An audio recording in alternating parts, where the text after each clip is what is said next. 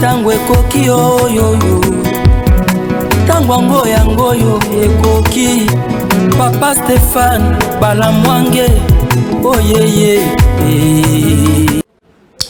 Merci beaucoup Tango Ekoki RDC, nous sommes là encore pour vous tenir compagnie, vous êtes très nombreux partout à travers le monde en train de nous suivre. Merci beaucoup pour ces renouvellements de confiance. Merci beaucoup Nabande Konyon Soya Kisasa, merci Nabande Konyon Soya République démocratique du Congo. Vous êtes partout à travers le monde. Wali Kolandabi Sotopesibi Nombote, merci. Tala Liziba Maël, les places Makanisi, Yamboka et Outaka, place vérité na Polele Mobimba et Bandaka Eza Aonatango Koki RDC Bandeko, merci. Parce que Boponi Kolandabi Solele Borozala de suite. Et botikala jamais qu'on a là-dessus na tango koki RDC na tango koki magazine. Botikala jamais qu'on a là-dessus. Et nous vous rassurons encore aujourd'hui, vous allez plairer ensemble avec nous.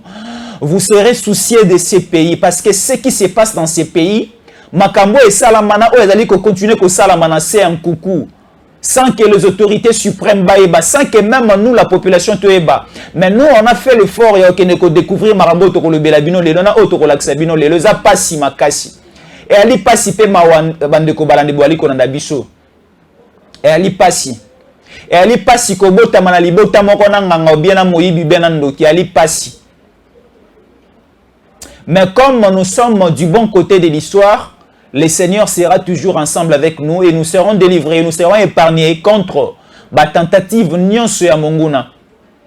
Alors, j'allais dire ceci avant de débuter. C'est votre droit de critiquer le chef de l'État. Et c'est aussi notre devoir de les soutenir. Alors, si soutenir le chef de l'État est synonyme du djalelo ou du tribalisme, alors aussi il faut accepter que critiquer le chef de l'État est synonyme de la haine ou bien de la sorcellerie. Alors, si vous êtes dans les critiques, et laissez-nous aussi le temps de vous montrer, de vous parler, de vous dire ce que le chef de l'État, Félix Antoine Tshisekedi Tshilombo, est en train de faire pour ces grands pays. Voilà comment est-ce que ces pays étaient balkanisés sans que Bissomoko constaté yango. Voilà comment est-ce que ces pays a été divisés, remis entre les mains des Tutsis, des Rwandais, des Kagame, de différents pays de l'Est de l'Afrique. Sans que Bissomoko Congolais, Colombo Katoyeba, Baneko Salamara Mona Molili na Kuku, sans que Bisso Toyeba. Mais tu sais que nous sommes à Kessadek Toyebi. Ce qui a que EAC Toyebi. Partout à l'Iko Tambo, à l'Iko Kenema, selon nous, sur Mboga, à l'Iko Beta, Bisso Tozali toujours na compte Sirandi na Maboka, on est sorti de ce à l'Iko Sala. Si comme mon Konjamboka Boito, l'inga été poignine. Mon Konjamboka Boito, l'inga été poignine. Il a les soucis pour ces pays. Alors, le lot te reçu Sabino Moutema Makasi. Laissez-moi vous le dire. Te reçu Sabino Moutema la vérité autre le Belabino. Parce que nous sommes une télévision de vérité. Nous Tango Koki RDC. Nous sommes les gardiens de la cité. Quand je dis nous sommes les gardiens de la cité, nous vérifions tout ce qui se passe au Congo. Pas simplement à l'Est, nous vérifions aussi Kinshasa. Qu'est-ce qui se passe concrètement dans notre pays? Et tout le Belabino ensemble, nous trouvons la solution. Tala nenge bakaboli mboka na biso. Tala nenge batie mboka na biso entre les mains à la disposition des étrangers. Bakomi na koteka mabele ya mboka. Ti mabele ya Kisasa bakomi koteka ya mwe pa bapaya. Un Congolais n'a plus le droit ya kosomba lopango na Kisasa, ya kosomba lopango na Mai Ndombe, ya kosomba lopango na Kwamuntu. Ce sont maintenant des étrangers ne bakomi kosomba ba etarna beter ya mabele pour basala ba complot ba complicité na bango pour tuer notre nation, pour nous ravir cette nation. Tala ba vérité à makasi bokoye ba lelo bokoyoka avec ba massacre ba tuerie nyo sali koleka na niveau ya Kwamutu na Mai Ndombe, des vidéos à l'appui. Avec des vérités à l'appui, des révélations à l'appui, c'est toujours ici dans Tango Koki RDC. Dans Zelanga Imokote, il y a un Danga Maël Azali Awa qui a fouiné, qui a fouillé, qui était aussi sur le terrain avec des révélations, avec des vérités à l'appui, comme nous sommes une télévision de vérité. On a le Kelibino Moto Azan la vérité. ya bondoki pe ya mabe ya bato ya régime passé basali na mboka oyo bateki Kisasa na biso. La République démocratique du Congo, nous avons la capitale appelée Kinshasa.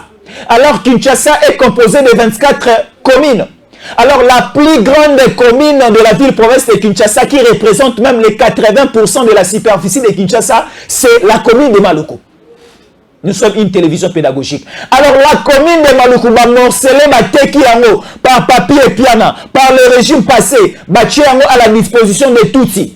Alors balingi susu ba autochtone, ba vanda sur place, sur terrain, ba komi kombo mape kobenga na biso. Qu'est-ce qui a fait ça? C'est lui qui était le responsable de ce pays dans le régime passé.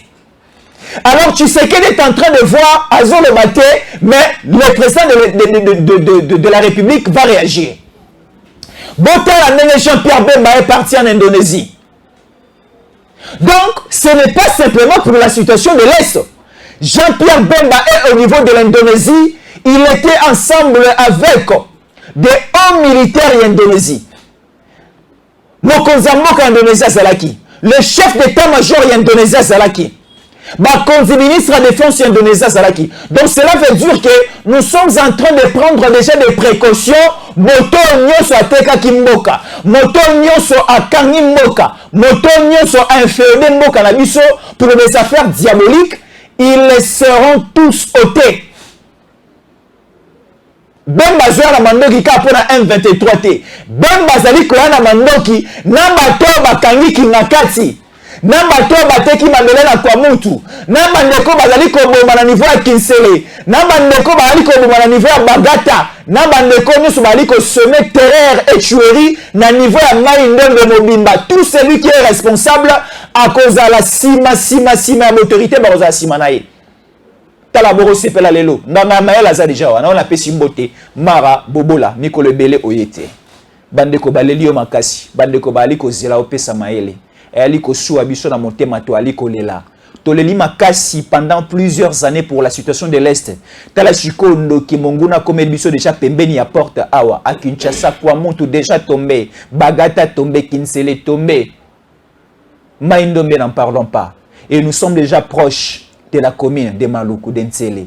Et Bako Matina Gombe, on ne sait pas, le chef de l'État va fuir où, le chef de l'État va aller où? Marabobo Lambote. Mbote mwana mboka, mbote pana bandeko nyonso, bazuli baku ya kolanda biso, oyebi ete tozalaki bongo na poso eleki na makambo ya marche, ozalaki ya 13, sengelaki na biso, o tosalaki yango na ndeko na biso Boni Kamunga, sengelaki to marché pamba te parce que Kagame na yawili na ye azalaka nango, akende koloba ke Congo azala mabele ya kopesa ye.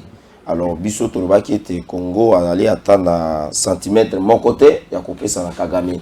Yango omoni tozalaki un peu concentré oyebi marche eza eloko ya masekite sengeli kokutana na ba konzi ya ekolo, kokutana na ba association, kokutana na ba responsable ya ba église, ya bitelo surtout ya ba étudiants, ba comité wana ba étudiants, ko solana bango ko échanger na bango et puis na ba artistes, musiciens, comédiens ndenge nini ba ko accompagner biso na marche na pamba te ezali likambo ya mboka. Ndenge bazali ko agresser mboka, baza ko agresser kaka Tshisekedi te. Baza ko agresser kaka Sama Lukonde te, baza ko agresser kaka DG na biso ya chaîne na biso na pesi mbote ndenge aza ko landa biso DG Stéphane Balamwange, baza ko agresser kaka Mama Aldel Kainda te, baza ko agresser mutu nyonso, ozala musicien, ozala professeur, ozala comédien, ozala chauffeur, ozala wewa, ozala receveur, ozala mutu ya pusu. Ba maman bateka kandunda, ba baba na biso batekela biso ba opi, ba taximen, biso nyonso ne baza ko agresser. Yango tolobi ete soki échec ya Tshisekedi ezali bongo palpable ningi koloba ete échec na biso be ba congolais eza palpable. Parce que soki to perdre 5 ans ya Tshisekedi atongi nzela te, atongi ba école te, atongi ba hôpitaux te, asombeli biso ba avion te, atindi ba na biso na ba poto ba kende kotanga te, diplomatie eza ya malamu te, mapinga na biso bazui makambo te, M23 kiti te, alongo te, yebaka yango que c'est le Congo qui a perdu. Ce n'est pas seulement Tshisekedi qui va perdre, c'est le Congo qui va perdre. Raison pour laquelle biso lokola topona musala lokola basali na Nzambe bapona musala ya kutea ndenge fali ayemba ete atako persécution eleki musala ya solo a continuer ka kutea. biso pe na politique eza bongo ndeko nanga Yesu tozana eloko musu tosalaka te biso eza kaka na tala information balobi nini na luka na internet na yeba qu'est-ce qui se passe, qu'est-ce qui se cache derrière, pour comprendre les contours, les entours, tout ça pour que nous puissions maintenant donner à notre peuple un avenir meilleur, un avenir radié, un développement durable. Oyoyo bana na biso bakozala mutu pasité pour na kotanga nos hôpitaux kozala occupé banzela ekotongama to ko commettre peu babengaka pour la première fois l'exode urbain, c'est-à-dire que bato bazolongwa na ville bazozonga pe na ba milieu rural. Il faut pe to sala yango et nous avons compris que avec Félix Antoine Tshisekedi Tshilombo, avec sa vision et son programme qui s'est traduit au sein de l'Union sacrée de la nation, nous avons compris que le président de la République est sur la voie de Lumumba, sur la voie aussi de ceux qui ont permis à ce que notre pays puisse aussi avoir ce développement. C'est ainsi que yango moni chaque jour tous en émission tous ya pour informer et puis qu'on former bana mboka na biso bayeba qu'est-ce qui se passe. Donc voilà, on a pesi bango nyonso baza kolanda biso na bo sanité notre secrétaire général Augustin Kabouya na bo sanité Diabanza Molanene na pesi mbote yepe anilaki marche na yazaki na sitting monene. Oh, je pense que tu donc merci beaucoup Marabobola, c'est lui qui sera ensemble avec nous. Merci beaucoup. Et ça la Mikole Belé aux alaki trop surchargé na activité à terrain le colo zongeli biso bande kopé bali kolanda biso Belé na Brésil Mama Teresa na Canada Mama Teresa na pesi mbote Mama Astrid Mushinga pa ali kolanda biso et ça Mama Astrid na pesi binyo mbote. Alors ndeko Mara Kinshasa endeuillé bande ko ya mikili ya poto bali kolela tozana bande ko na biso Belé na Kisasa bande ko Singapour pe bali kolela non atika mama leke na biso mona Kisasa bande ko ya États-Unis n'en parlons pas bande ko Belgique batani déjà babitoko na se balobi ke toyoka ki pe toyoka depuis kala ke Kagame akota déjà na est mais kino na Kisasa bakoma tina ntsele oyo ezali na aéroport international na biso ya monene outi mikili ya poto ngo kota na Congo la première porte d'entrée. Il y a la République démocratique du Congo na Kinshasa, c'est la commune de Lantsele. Mais Lantsele wana babisi biso mwanga chouchou akota déjà wana, John Numbi azana mabele wana, Ruberwa azana mabele wana, Bisengimana azana mabele wana, Moïse Nyarugabo azana mabele wana. Nous sommes vraiment inféodés de Komara. Quelle est la situation sur place, sur terrain? Qu'est-ce qui se passe concrètement? Bandeko baluka kio, baliko zela ba monyo ba sepede baliko zela ba yoko le benini. Matondo mingi ndeko na ngai Jésus yankole likambo liboso ngai nako loba ezali ete il faut d'abord que saluer le leadership et le président de la République. Il faut que saluer les efforts au gouvernement azako sala ezali notamment conduit sur le leadership ya Sama Lukonde ndenge constitution za koloba na article nango si je ne me trompe pas 91 que c'est le premier ministre qui est le responsable de la conduite de la politique du gouvernement. C'est-à-dire que dans tous les domaines, dans tous les secteurs, dans un gouvernement, lorsqu'on a présenté les programmes aux députés nationaux au niveau de l'Assemblée nationale et que ces derniers ont pris acte et ont transmis cela auprès du président de la République, que ces derniers puissent prendre acte et que le gouvernement est investi ensemble avec tous ces membres. C'est le Premier ministre qui conduit la politique de la nation. Alors, dans les domaines de la défense, dans les secteurs de sécurité, quelle est la politique de la République démocratique du Congo dans ce domaine? Dans ce domaine, vous trouverez, et vous allez convenir avec moi, que le chef de l'État, lorsqu'il a pris les commandes de la gestion de la République, le président de la République avait donné sa parole, il a donné sa promesse comme les fils biologiques et politiques et stratégiques des sphères délimitées, des leadership, des leaders Maxime, notre président Étienne Tshisekedi Wamulumba, qu'il va pacifier d'abord l'Est de la République démocratique du Congo et aussi de réinstaurer l'autorité de l'État, l'autorité du pouvoir public, de la force de l'ordre, notamment dans tous les territoires de la République démocratique du Congo. Alors ici, ce qui nous étonne et ce qui commence un peu à nous dépasser, c'est que la situation qui prévaut au niveau d'abord la guerre qui est dans l'Est de la République démocratique du Congo avec les bandits des éléments du M23 qui sont soutenus notamment par certains pays de la communauté Est. Parce que hier, on parlait seulement du Rwanda, mais aujourd'hui, avec l'arrivée de la force régionale, on essaie un peu d'analyser, de comprendre aussi que le Rwanda n'est pas seul. Le Rwanda n'est que comme un échantillon qui situe officiellement le M23. Mais on peut aussi aller plus loin. Il y a certains pays qui commencent aussi à prendre notamment la position du Rwanda. Je citerai le cas par exemple de l'Ouganda qui refuse de combattre contre les éléments du M23. Alors que l'Ouganda, à travers leurs forces de IPDF, qui ont une mission avant même que les forces régionales, qui est comme une force militaire de l'EAC, au sein de ces forces de l'EAC, de pouvoir combattre d'abord les ADF Nalou, qui ont comme une milice, notamment de l'islam, qui ont commencé à combattre Museveni, depuis quelques années avant, même que non Museveni puisse signer aujourd'hui des accords avec notre président afin que la paix puisse revenir dans cette partie de la République démocratique du Congo. Vous avez la position du Kenya à travers le ministère des Affaires étrangères du Kenya qui déclare qu'il n'est pas question que ces troupes qui sont au sein de la force de l'EAC qui puissent se retirer sur le sol de la République démocratique du Congo. Ça ne nous étonne pas. Nous, en tant que politiques, nous comprenons plutôt que non, c'est plutôt une secousse, une rescousse du Rwanda de pouvoir exploiter illicitement les minéraux de la République démocratique du Congo. Parce que dans tout ça, il y a les multinationaux aussi, et il y a aussi la communauté internationale au Bazali qui bénéficie de ma minéraux au Izali na Est. Baye, ba panzi, ba tona localité, ba tie, ba makelele, ba sali, ba pillage, ba tumbi, bandako. Alors, tous ces pères-là, population sont pour supporter en côté.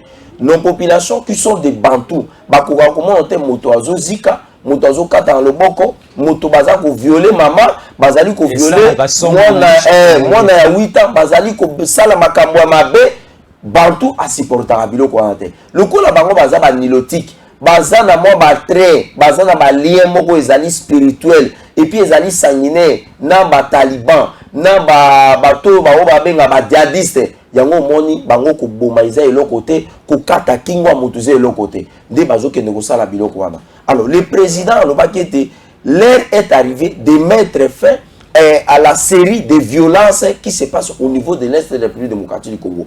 Et comme le président l'avait dit tantôt que aujourd'hui, la guerre dans l'Est de la République démocratique du Congo et aujourd'hui, l'instabilité dans la région et dans la sous-région s'appelle Paul Kagame qui conduit les éléments du M23 qui ne cesse jamais de croire.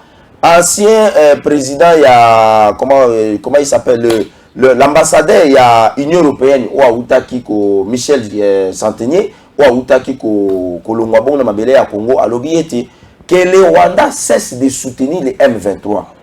Vous comprenez? Alors, dans tout ça, Tolongo Wana, ce que tu as dit, Makambouana Yoso, aujourd'hui, que ce sont des velléités expansionnistes. Yako Panza, Batouti, Bakota na Congo.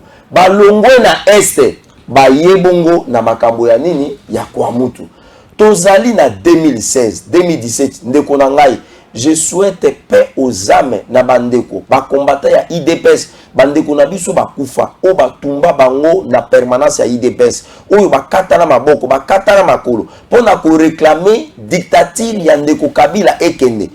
To lala to la mukabu to mona o ba bengaka engulupa.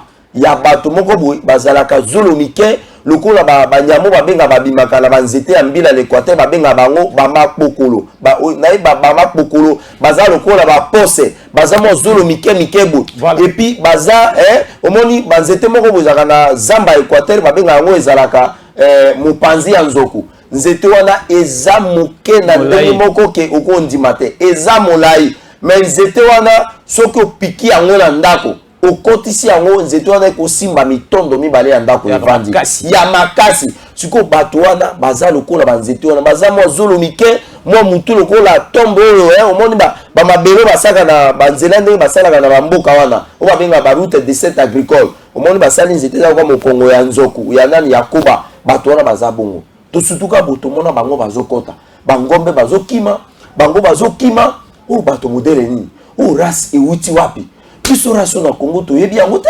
race oyo ya mike bato baloka na zero soki na place ya le bango balobaka le na place ya le bango baloba donc c'est-à-dire que aspiré wana et pas na bango bimaka te ngade na loba aspiré soki Rwanda zo loba aspiré oka aspiré bango balobaka bongo bato wana baya bakota bavanda bato bakufa bauta wapi baya wapi bavanda wapi ndeko na ngai toza na Congo soko olongwe neti na Kisangani ozwi bato okiti mbandaka okomi mbandaka oleki kwa mutu ogoyachi osuka wapi na maluku okotini okoti Kisasa soko olongwe na Sud Kivu na Nord Kivu na Ituri oye Sud Nord Kivu okoti Goma okoti Bukavu oye okoti Manyema okoti Katanga n'est-ce pas oleki bamboka wana oye Moneditu na Kasai oye okomi na Mbujimayi Chikapa obimia wa na kwango awa epana papa na biso mboso epana kulutu na biso pe Anatole Kiko na za pesa mbote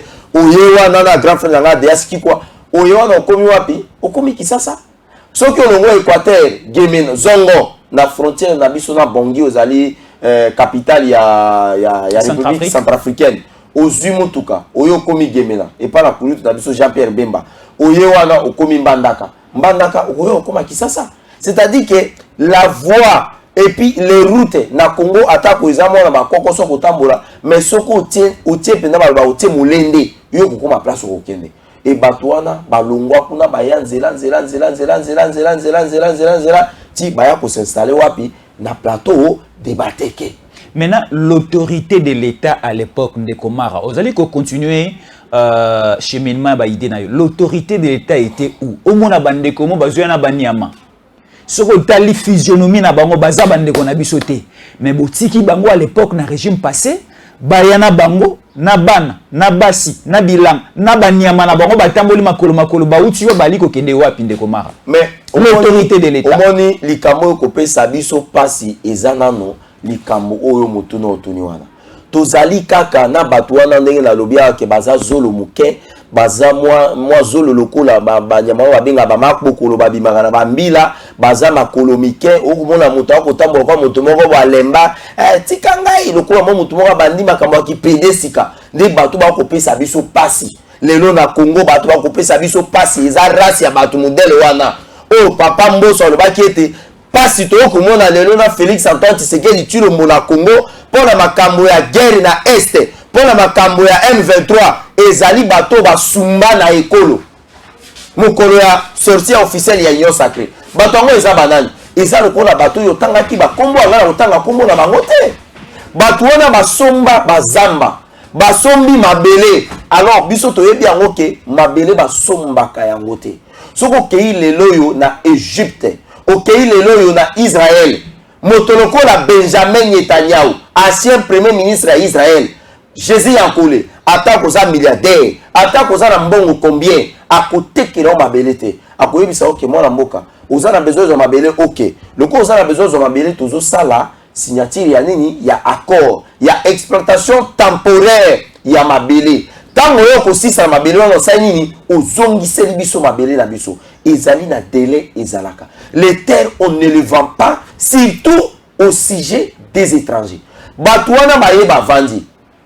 moto asali eloko babengaka kinga kati ye pe asomba mabele epala batekela ezamba batekeli ye mai batekele banzete batekele bangomba batekeli ye banzela batekela ye nyonso bon toboyi te lokolo osombi o exploité kozongisa vanda kimia exploité lona babangi na ndenge omesana kolona lona banguba na ndenge omesana kolona buka sala bilanga na yo soki dele kokisa nini zongisa mabele epala bakolo na yango ya lobi te eza na bandeko na biso moko bauta soki kote ya Inyarwanda soki bauta wapi ona lobi baza barasu soko comparer koloba na ndeko wana o comparer pe koloba ya bato wana bayaka na bangombe textuellement ozu ba Nyarigabo ozu ba Ruberwa ozu bato wana ba John Numbi bato wana nyonso baza presque na morphologie moko baza na koloba ndenge moko bango nde basala mixage wana bandeko wana baya eza lokola yo lelo Jésus yankole oki okomi na Nigeria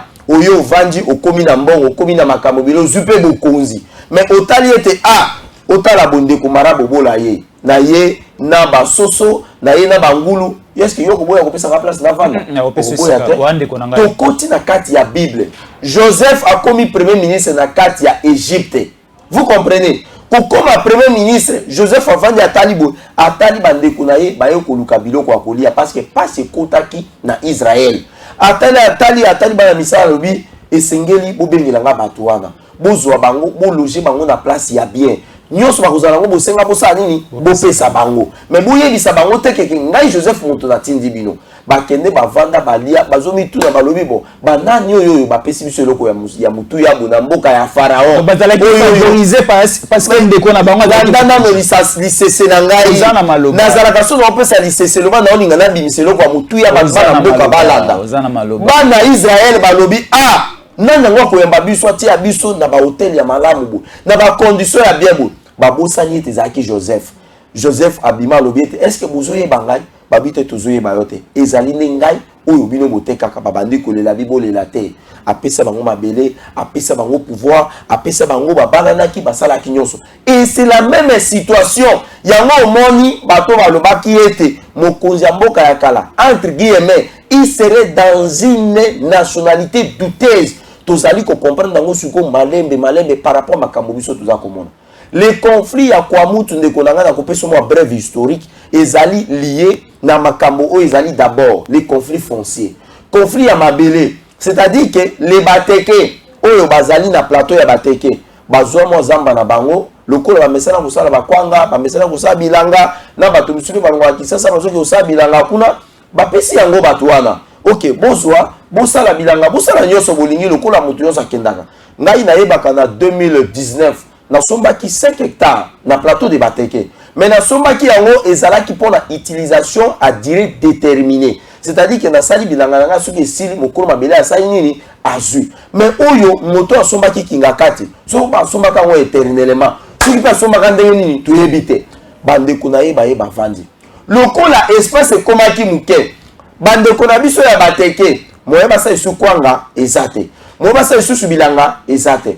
bakomi sikoyo kokota na espace ya bandeko ya bayaka oyo bazobenga bayaka wana bandeko na biso ya Grand Bandundu bakomi kokota kuna kokata bilanga koboma bayama kosala ni bango balobi te bino okoki koya kodéranger biso te mabele na bino oyo bozalaki nango bosala nini bosedaki yango epai na nani epai na moto asalaki ngakati botekela bagénéraux botekela baministre et surtout bato bazalaki na banationalité douteuse oyo bakende kozwa bangombe na bango bakende koinstalle kuna biso toyebi ke un bantu nyama oyo ya bokolaka eza mingi ngulu eza soso eza libata eza meme banyama biso toyebi tobokolaka yango wana mais soki omoni moto akomi na barasi ya bangombe oyo aza na 5000 tête ya ngombe aza na 2000 tête ya ngombe il faut faire très attention parce que un bantu biloko na ya kobokola yango na yebisi yo bantu aza moto asalaka mingi bilanga bantu aza moto asalaka ndobo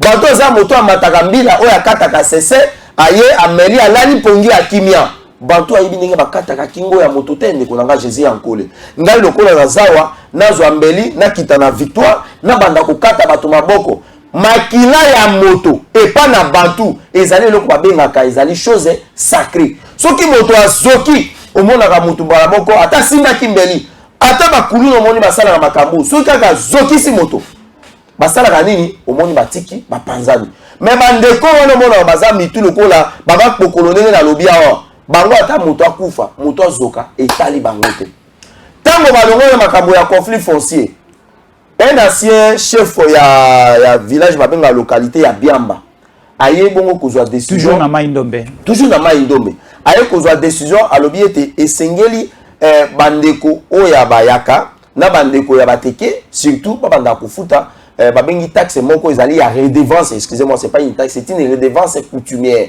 oyo ezalaki ete soki ozana biloko na yo parce que ce sont des localités olongwe na mboka tel oki na mboka tel ozokende koteka mwa masangu mwa tabana mwa mbila na yo osali mpo ozoma mbongo osunga libota ntango sikoyo bazokende na wenze wana balobi ete esengeli ofuta bongo saki moko soit ya masangu soit ya nguba soit eloko zanango alongoli yango na saki na saki moko ekomi ya kofuta 5 saki bayaka balobi te pona nini okubanda kofuta biso sherbo tozaka na Congo redevance ezali di ya nini ote ezali mibeko otozui na niveau ya coutume bango balobi ça ne va pas passer bakomi sikoyo ko potana entre bango bayaka pe bakomi ko se constituer na groupe o babengaka ya autodéfense na ba chef coutumier na bango na bilenge na bango bakomi ko sa nini ko kende sikoyo ko destituer sikoyo ba chef ba chef coutumier ya ba teke pour na ko installer ba chef coutumier ya bayaka o bazwaki ba place na bango illégalement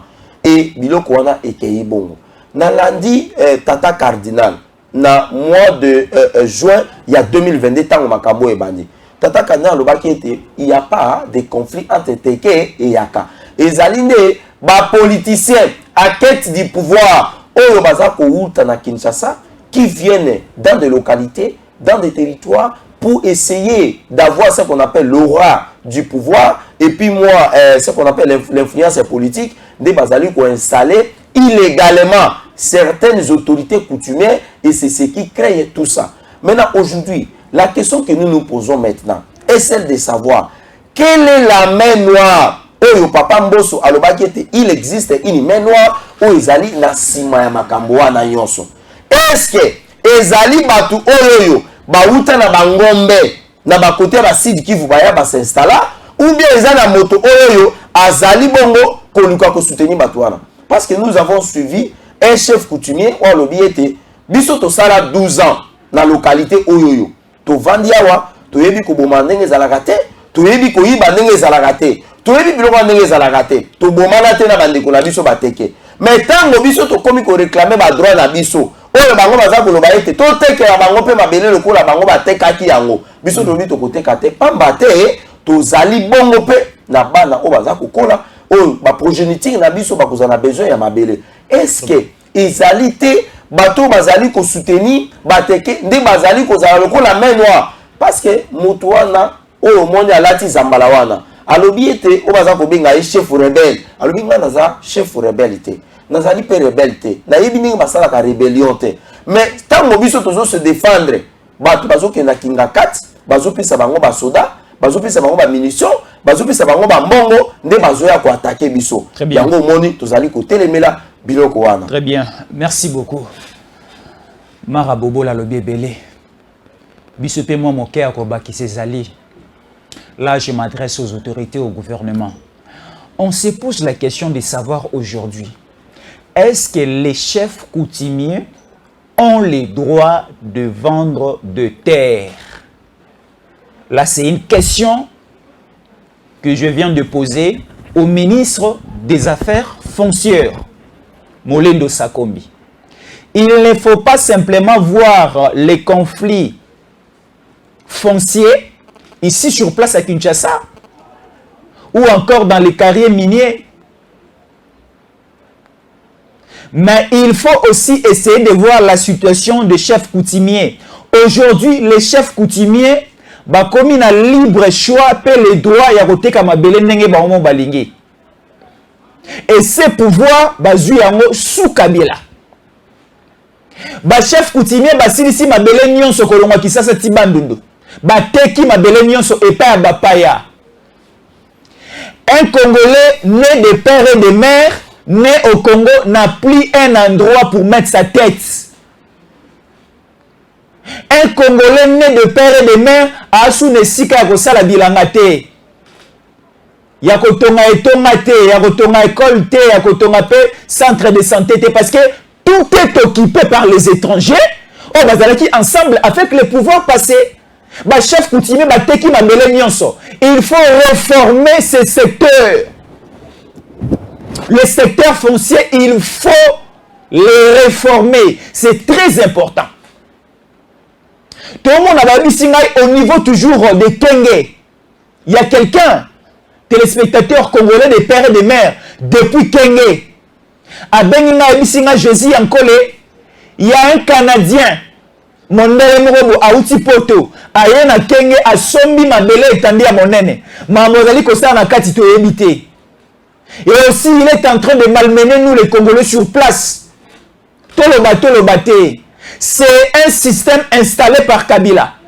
Kabila lui-même a commencé à acheter une grande superficie de terre. Or, l'équipe même était à Vatican. Et l'équipe même était à Monaco. Parce que Monaco, c'est une île na Katia France. Vatican, c'est un État dans un État na Katia Italie. Non, on ne peut pas continuer avec ce système. Alors, il ne faut pas attendre aujourd'hui que Tshisekedi puisse directement agir. Ça va venir mollo mollo. Nous allons se réveiller un certain matin, tout le monde va dégâts sur place et Matomosu va gagner mon akosala ya sous-té. Ne demandez pas aujourd'hui la mort de quelqu'un. Lui-même, par la pression du peuple et par la pression installée par les autorités, Yemura Okima Omikou fait l'avant. Makila na monta aussi bangote, Makila na pe kozana maboko a Tshisekedi. Ce qu'il a fait, il va le payer avant que Abima na mabele au na Congo. Il ne sortira pas vivant ici au Congo. Je n'ai pas cité le nom d'une personne, mais Aebi Asala Mabe Ebele na Congo, Asala ba Congolais Mabe Ebele. Il y a des Congolais Awa Bant qui est en train de respirer, de parler en très bonne santé, mais Batimoli Liboulou Bakoumie. Ça se passe dans nos différents villages. Ça se passe à Kinakati, quelqu'un va jouer, bah moi qui est dans Naku, il y a un lion. Bah moi qui est dans Naku, il y a un léopard. Bah moi qui est dans Naku, bah animaux sauvages bazali. Ça se passe à Kinakati, donc la violence humaine. Tu sais qu'il ne peut jamais faire ça au Congolais. Il n'y avait pas cette telle démocratie à l'époque du régime passé. Mais aujourd'hui, avec Tshisekedi, nous prenons quand même le temps de dénoncer ce qu'il faut dénoncer, de dénoncer aussi les mafias, de dénoncer les complots, de dénoncer aussi les complicités. Ceux qui ont dit qu'au temps où la tête de l'OMI, Congolais ne soient comme autorité, puis ils ont décision. Alors Kabila ne voulait pas ça. Kinakati à l'époque ne voulait pas ça. Baliko Kangabato, Baliko Bomabato, Bato Bazaliko Kundabango Baza vivant. Balingi bayo kate ke tolo babwanga shishwa koti. Balingi bayo kate tolo bake batuti baliko sala mobulu na kati ya mboka batuti balimba boto la biso mabele. C'est que Mara a dit, le juge lui donne raison, que Joseph, lorsqu'il était devenu premier ministre na kati ya Égypte, a favorisé qui bandeko na ba israélites. C'est de la même manière que na conduit ba étranger tozo na mboka oyo. Na libaku ba comment ba konji na mboka oyo mais ba favoriser ba bengi ba paya ebele. Bandeko na bango ba tuti ebele ba tuti bazalaka na Rwanda te ba tuti bazalaka na Uganda, bazalaka na Burundi, bazalaka na Kenya aussi si nous vérifions bien, ba pe na Tanzanie. Alors ba pesi bango ba privilège ebele. Ba pesi bango mabele ya ofele. Et là ba li ko sala na kati ya mabele ba zui, to ali ko yebati. Tirons les choses au clair. Et à lui, qu'on sait la banque, je crois moi pas si bah comme la vitesse parce que bah moni le président Tshisekedi a Bendi Bemba côté naé, a Bendi Moussa na Moussa côté naé, a Bendi Julien Paluku côté naé, a Bendi ba Congolais des pères et des mères côté naé. Et comme il sait la banque pas si, ils se sentent maintenant dans une situation très dangereuse. Ceux qui m'ont vécu qu'on bougeait, on peut aller, on peut partir. Ne komara. Nali ko zong c'est la maloba et ali ko sala moi pas si, tika bisoto loba, ali ko sala moi pas si. Toujours la situation. Il y a Maïndombe, toujours la situation à Est, toujours la situation en général. Dans la République démocratique du Congo, l'opposition congolaise s'en foutait à l'Ikolobate. Nous allons où avec ça? Nous allons où avec l'opposition de ces pays? Nous allons où avec la politique de ces pays? Alors, qu'est-ce que nous devons faire? Nous allons toujours laisser la situation entre les mains de Tshisekedi et Assili Sayango, ou bien Bisson Soba Congolais, il faut tous se mettre ensemble, d'accord avec le chef de l'État, d'accord derrière un système, pour te mettre un peu aussi les sabouzo descendre haut, parce que ça dure de longtemps. Parce que ceux qui te disent que c'est un côté que la Mikolo, ça va encore nous faire du mal, les Komara. Ndeko Jésus en colère, nalinga qui n'a pas une sous-précision, mon détail, ce qui a aussi une signification très importante. Bandeko wana bayana bangombe, biso to doit attendre, il y a qu'on réfléchir, il y a qu'on maniola. Tokota na bozindo parce que c'est dans la profondeur, dans les méandres de tous ali ko kende ko piocher sikuyo yo makambo oyo bomba misima ya rido parce que politique ezakaka ou oza komona te. Politique ezali pe c'est de voir ce qui se cache derrière les actions qui se font, les réactions qui se font. Bandeko baye na ngombe baye bafandi. Tovandi Kagame azui avion pour wapi Grande-Bretagne. Aki ko signer encore na Grande-Bretagne. Ote bope sangai ba réfugié oyo bazoboka bangunda awa nazonga bango na kenologie bango wapi na Rwanda. Ndeko na ngai kaka bandeko na biso bakataka mai wana mer Méditerranée avec tout ce peur, avec tout ce risque. Mais le monsieur fait des démarches pour avoir les documents légaux na niveau d'Angleterre.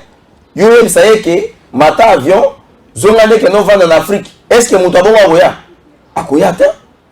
Et le haut commissariat pour les réfugiés na niveau des Nations Unies balobi pas question avion wana ekoya ata na réfugié mon côté et mokolo wana avion est commis na aéroport et il y a eu même pas un seul réfugié na kati. On a bloqué l'avion na niveau ya tarmac babi avion est komatate Kagame alongo kuna par lokola na ebité makolo na ya nyataka nzube soki azaka na diarrhée o ko vandi sayete yango ngana lobibo mama Augustine mama ya Marabobo bola pesa ngai batangawisi na kende kopesa nano Kagame amela parce que ba ndanda o Kagame aza kosala ao kubela hémorroïde akobela koleka libumu tout ça amela biloko ya makasi Kagame ngazala marié ka ndeko na ngai yo kotuna ngai Kagame azala marié melisa Kagame tangawisi azala marié kotambola o Tshisekedi azotambusa Kagame leki akena Qatar mabe azonga na Grande-Bretagne mabe alongwe akende France mabe sikoyo biso ndenge bayebisa biso ke moto soki azotambola mingi azala na problème ya mokongo ya hémorroïde bapesa ye tangawisi amela abaka ekosunga ye Kagame azala marié Kagame alongwe na Rwanda ayeti akomi na Brazza aya monisa so alobi to signer accord na bana kolona nini ba céréales.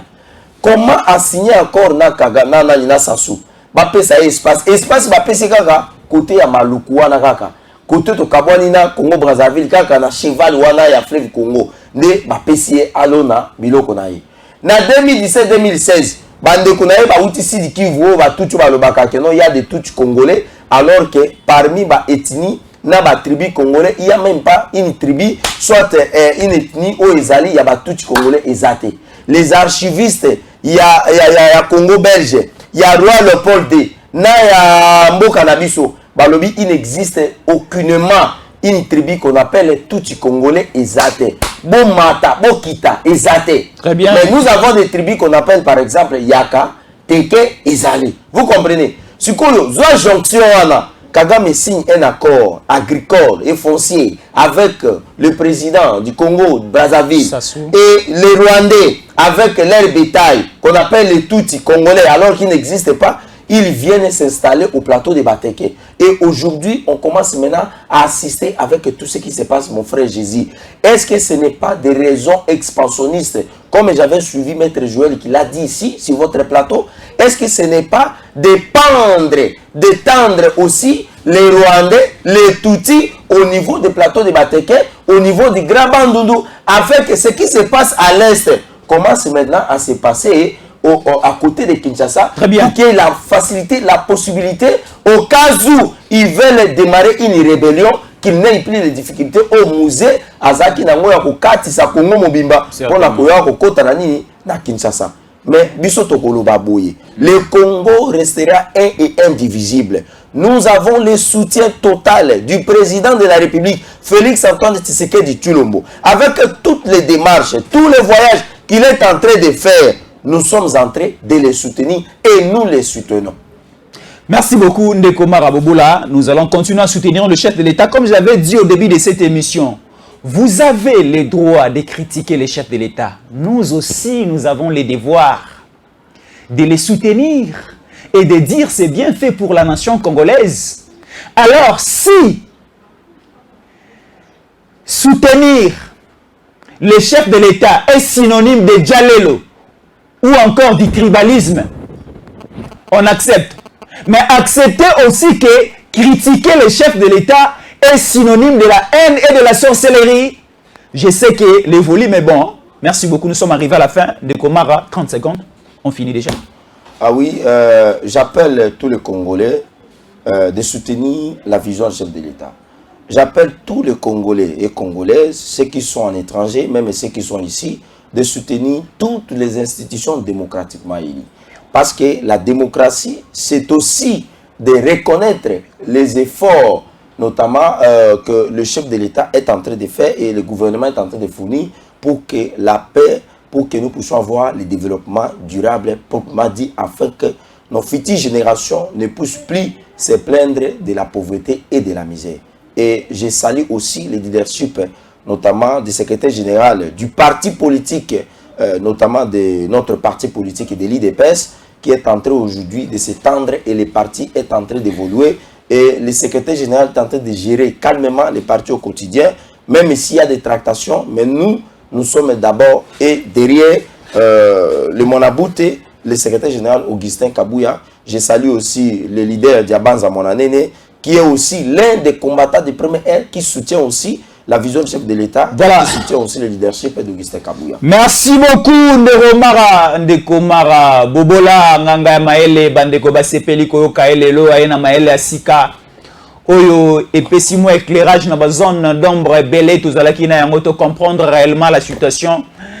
Il y a modèle nini mboka na biso ali kotambola to komida na suka émission na biso tala elengi ya tango ko RDC tala tango ko RDC niveau et matisa rapé tombola biso komisa biso tala elengi ya rozana télévision une télévision patriotique, une télévision où il y a du civisme, une télévision ya bana mboka, une télévision comme gardien de la cité, c'est tango ko RDC. Alors nous vous demandons de vous abonner si c'est votre première fois de nous suivre, et si vous êtes déjà abonné, essayez aussi d'informer les autres. Tous à la liboke moko na sanzete au to bengi tango ko RDC to la ndara makanisi mboka pe maele ezali ko tambo na mboka na biso. Nous sommes tango ko RDC, une télévision où nous soutenons les institutions, nous soutenons l'image de marque de la République démocratique du Congo. Merci beaucoup de nous rester fidèles. Surtout les infos continuent toujours na tango ko RDC. Moi c'était Jésus Yankolé et dans quelques heures vous allez retrouver encore les soldats du peuple, le général de l'armée numérique chargé des opérations médiatiques, l'éditorialiste, journaliste et communicant Stéphane Bali Balamwang Moupenda mon DG. Il sera là avec des informations encore qui vont vous mettre dans de très bonnes conditions. Merci beaucoup de rester fidèles à nos programmes. À la prochaine. Tango ekoki oyo tango ngoyo ekoki Papa Stéphane Balamwang oyeye